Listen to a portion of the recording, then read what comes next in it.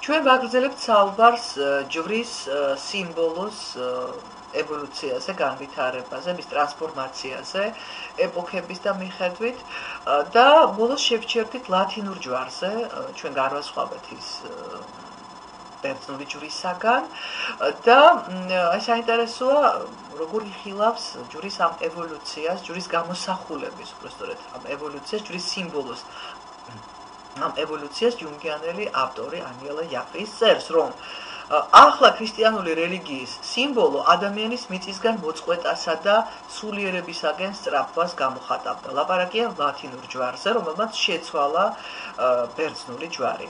ამ სწრაფვამ აპოგეას შუა საუკუნეებში მიაღწია, რისი გამოხატულებაცაა გოთური ტაძრების სიმაღლეში მატება, ერთგვარი ლტოლვა ზეცისკენ და მეწიერისადმი ზურგის შეგრძება. გოთური ტაძრების არქიტექტურა ეფუძნება ლათინურ წაგრძელებულ ჯვარს და ამით ეპოქის ასკეტური სულისკვეთების ამსახველია.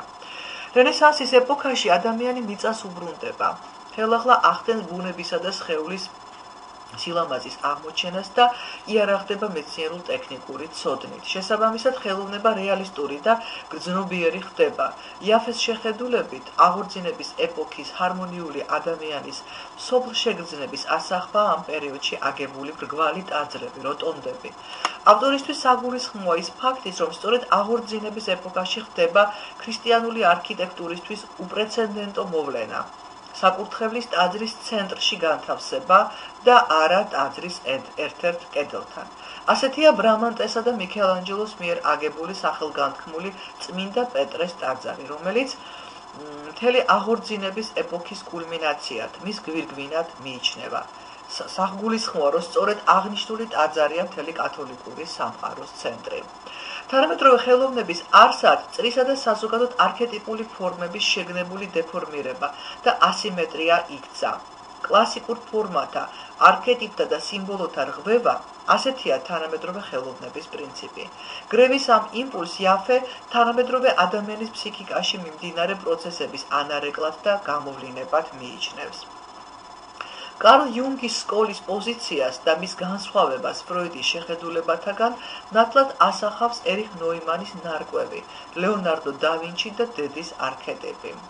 ზიგმუნდ ფროიდი ლეონარდოს ფენომენის გასაღებს თავად ლეონარდოს პირადი გამოცდილების, მისი ფსიქოლოგიური ბიოგრაფიის, ოჯახური კავშირების თავისებურებებში ხედავდა. ასე მაგალითად მონალიზას ღიმილი ფროიდმა ლეონარდოს დედის, კატარინას ღიმილს და ადრეული ბავშვობის მოგონებებს დაუკავშირა. მან შედევრი აღიქვა როგორც დედა-შვილობის გარდიდება. ფროიდის პოზიციისაგან განსხვავებით, იუნგის სკოლა ამოსავალ წერტილად არქეტიპებს, კოლექტიური არაცნობიერის უნივერსალურ, ზეპირომულსა და ზედროულ კომპონენტებს მიიჩნევს. ლეონარდოს შემოქმედების ანალიზისას ნოიმანი არა კონკრეტულად ლეონარდოს დედის ხატით, არამედ ზოგადად დედის არქეტიპით ხელმძღვანელობს. ნოიმანის აზრით, ქალური პრინციპი განსაკუთრებული უნიკალობით სწორედ მონა ლიზას შემთხვევაში ვლინდება, რომელიც აქ აისახება არა როგორც ქალღმერთი, არამედ როგორც ადამიანის სული, ან როგორც ზეციური და მიწიერი საწყისების ახალი მთლიანობა. ეს ანიმაა, მარადიული ქალური საწყისი, სწორედ ამ ახალ მთლიანობასა და მის იდუმალ ღიმილს უკავშირებს ნოიმანი ეროსის ახალ და უმაღლეს განცდას. კარლ იუნგის ხელოვნების ფსიქოლოგიის ამოსავალია შეხედულება, რომ შემოქმედებით ადამიანში არქეტიპები განსაკუთრებულ ძალასა და მნიშვნელობას იძენენ. შემოქმედებაში არქეტიპული ფაქტორი მის პირად შეგრძნებებსა და განცდებზე დომინირებს. შემოქმედში უკაცრავად არქეტიპული ფაქტორი მის პირად შეგრძნებებსა და განცდებზე დომინირებს. ამიტომაც კოლექტიურ არაცნობიერს შემოქმედებითი არაცნობიერის სახელითაც მოიხსენიებენ. არქეტიპულ სამყაროსთან განსაკუთრებული კავშირის გამო შემოქმედი ამ სამყაროს ობიექტად, მის ინსტრუმენტად იქცევა. ეს გარემოება სოციუმისგან მის გაუცხოებასა და საკუთარ ეგოზე ცენტრირებას იწვევს, რასაც ზიგმუნდ ფროიდი ნარცისიზმის სახით მოიხსენიებს. ნოიმანი მიუთითებს, რომ მამაკაცის ნორმალური განვითარების შემთხვევაში მისი ქალური კომპონენტი ითრგუნება და არაცნობიერის ქალურ საწყის ანიმას უკავშირდება. ხოლო შემოქმედი პიროვნების შემთხვევაში ეს პროცესი არ სრულდება. შენარჩუნებული ქალური კომპონენტი მაღალი მგრძნობელობისა, სენსიტიურობისა და ეგრეთ წოდებული მატრიარქალური ცნობიერების სახით ვლინდება. შემოქმედი დუალური ბუნებისაა. მაშინ ქალური და მამაკაცური საწყისები ერთმანეთს ერწყმის. შემოქმედზე იმდენად ძლიერია დედის არქეტიპის ზეგავლენა, რომ იგი ვერ თავისუფლდება ქალური საწყისისგან და ვერ ახდენს მის ჩართვას არაცნობიერში.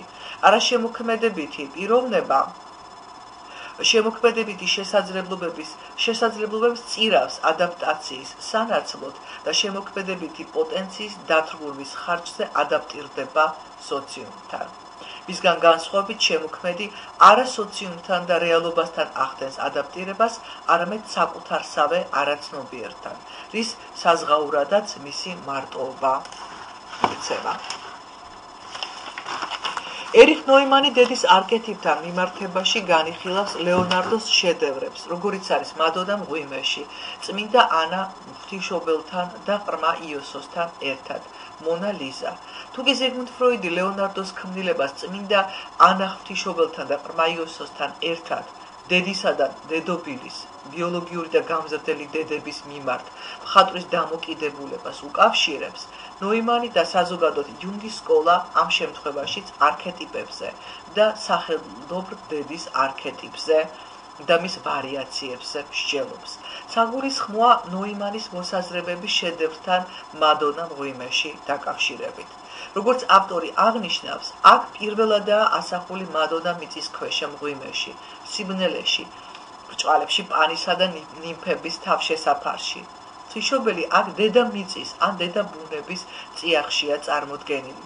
შესაბამისად, დედის არქეტიპი ზეცისა და მიწის გამთლიანებულ სიმბოლოდ, ან მარადიულად, მარადგმნად ქალღმერთად იქცევა.